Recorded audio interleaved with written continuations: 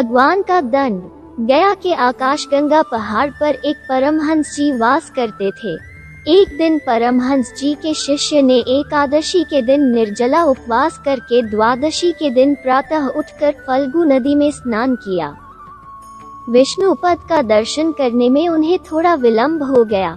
वे साथ में एक गोपाल जी को सर्वदा ही रखते थे। द्वादशी के पारण का समय बीतता जा रहा था।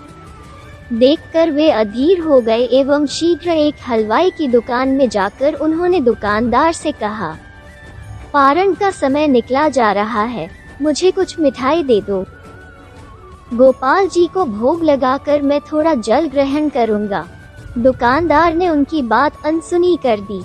साधु के 3-4 बार मांगने पर भी हाना कुछ भी उत्तर नहीं मिलने से व्यग्र होकर एक बताशा लेने के लिए जैसे ही उन्होंने हाथ बढ़ाया, दुकानदार और उसके पुत्र ने साधु की खूब पिटाई की। निर्जला उपवास के कारण साधु दुर्बल थे।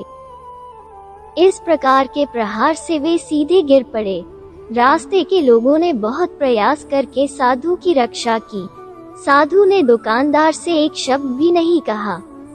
ऊपर की ओर देखकर थोड़ा हंसते हुए प्रणाम करके कहा, भली रे दयालु गुरुजी, तेरी लीला। केवल इतना कहकर साधु पहाड़ की ओर चले गए। गुरुदेव परमहंस जी पहाड़ पर ध्यानमग्न बैठे हुए थे। एकाएक चौंक उठे एवं चट्टान से नीचे कूदकर बड़ी तीव्र गति से गोदावरी नामक रास्ते की ओर चलने लगे। रास्ते में शिष्य को देखकर परमहंस जी कहा, क्यों रे बच्चा, क्या किया? शिष्य ने कहा, गुरुदेव मैंने तो कुछ नहीं किया। परमहंस जी ने कहा, बहुत किया, तुमने बहुत बुरा काम किया। राम जी के ऊपर बिल्कुल छोड़ दिया, जाकर देखो राम जी ने उसका कैसा हाल किया।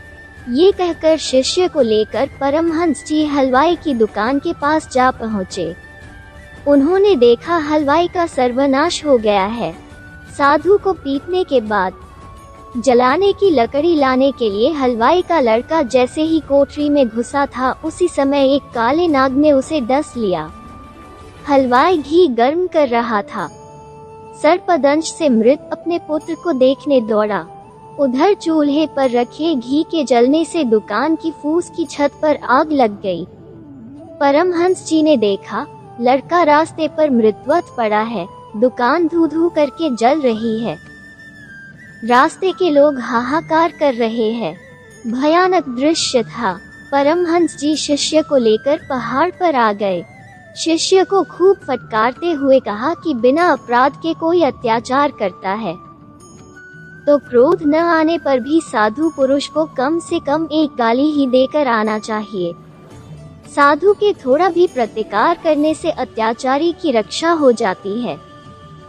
परमात्मा के ऊपर सब भार छोड़ देने से परमात्मा बहुत कठोर दंड देते हैं।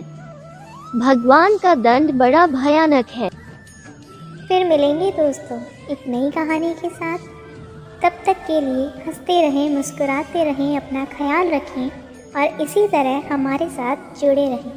धन्यवाद। अगर आपको ये कहानी अच्छी लगी और इससे कुछ सीख मिली तो चैनल को सब्सक्राइब ज़रूर करें। आपका एक सब्सक्राइब हमें इसी तरह से नई नई कहानियाँ आपके लिए लाने के लिए प्रेरित करता है।